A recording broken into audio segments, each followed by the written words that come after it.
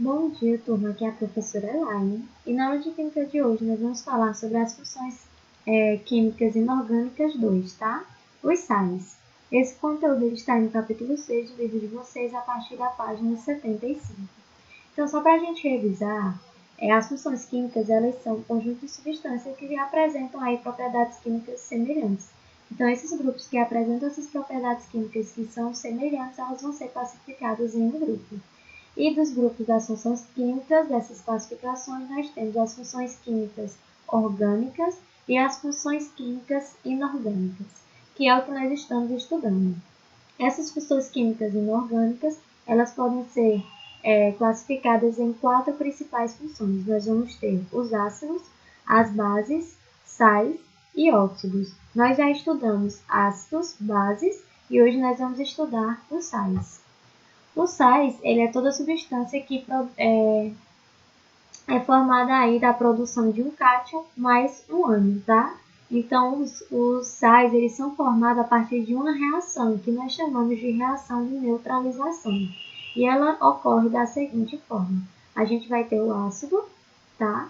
Um ácido mais uma base, e eles vão reagir. Nessa reação, o ácido, ele vai ceder aí um ânion, que é o cloro, e a base, ela vai ceder aí o cátion, que é o sódio, tá? E esses ânions e esse cátion do ácido e da base vão formar aí o nosso sal, que é aqui o NaCl, que é o cloreto de sódio, que é utilizado aí na cozinha, que é o sal de cozinha, tá? O cloreto de sódio.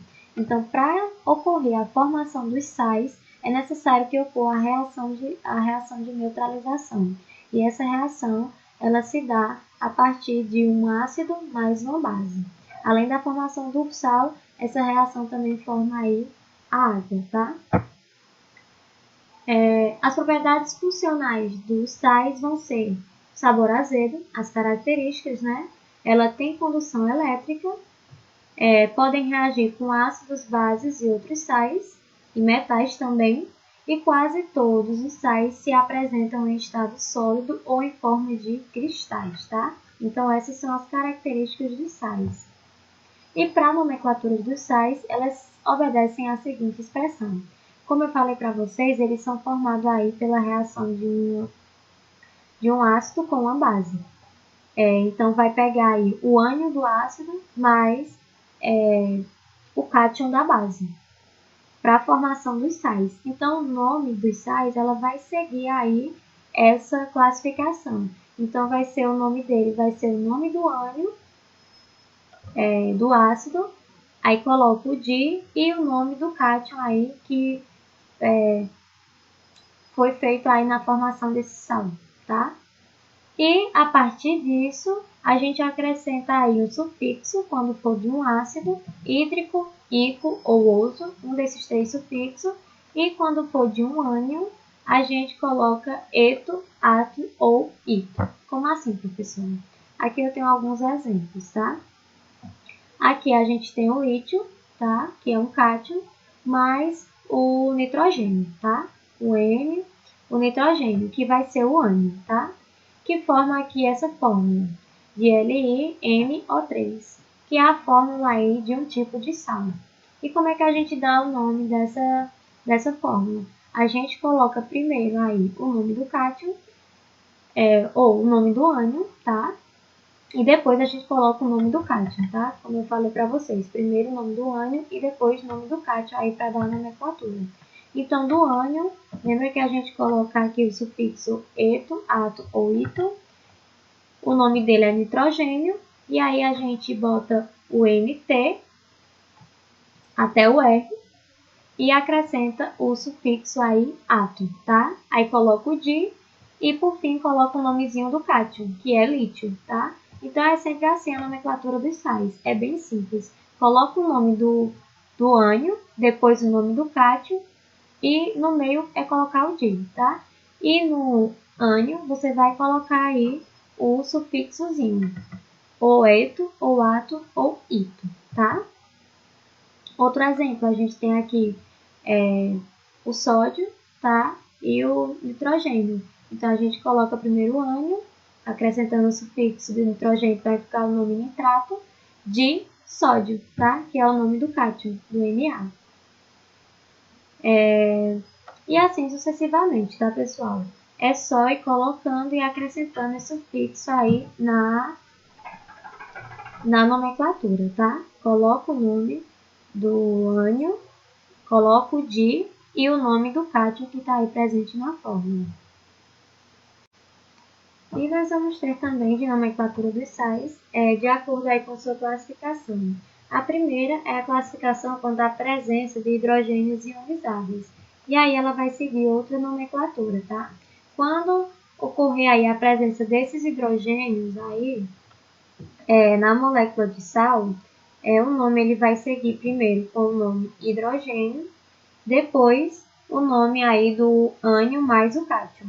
Então, se for colocar o nome, você coloca o nome hidrogênio, mais o nome do ânion, di e o nome do cátion, tá? Como aqui a gente tem esse sal, e para colocar o nome dele, a gente coloca o nome hidrogênio, carbonato, que é do carbono, tá? De sódio, que é o nome do cátion, tá? O Na. Então, o C do carbono, o hidrogênio, que está presente aí nesse sal, e, por fim, o nome do sódio, que é o nome do cátion. Então, segue a mesma nomenclatura que eu ensinei para vocês anteriormente, só que quando tiver aí a presença do hidrogênio, antes da nomenclatura, acrescenta o nome hidrogênio, tá? Então, coloca o nome hidrogênio, carbonato de sódio. Então, vai ser esse o nome aí dessa classificação. O segundo tipo é o hidróxido do sal, tá? Quando tiver presente aí um hidróxido no sal, que o hidróxido, gente, é esse OH+, ou OH-, tá? O OH-, ele é um hidróxido. Então, quando apresentar esse hidróxido aí no sal, a gente segue da mesma forma. Coloca o nome normal do sal, como eu ensinei para vocês anteriormente, o nome do ânion, di e o nome do cátion. Por exemplo, aqui esse exemplo que eu coloquei para vocês.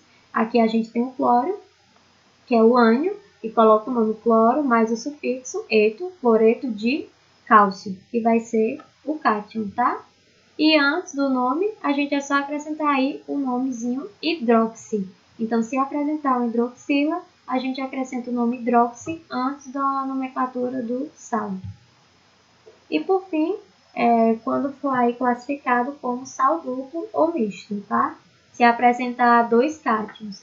Quando se apresentar aí dois cátions, você coloca o nome dos dois cátions.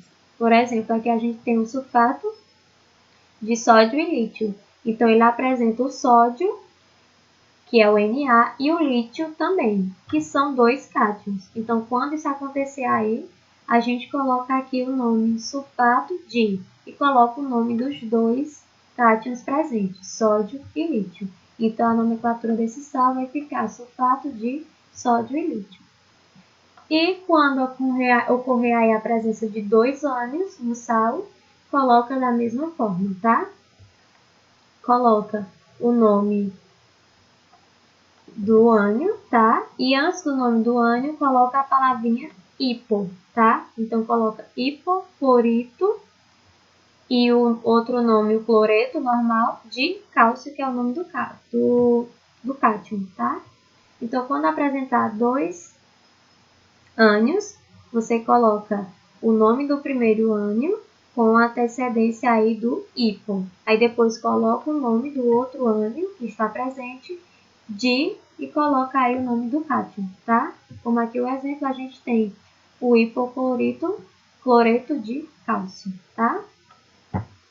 E por hoje é só, pessoal. Peço que vocês façam essa atividade de química de 3 questões no caderno de vocês.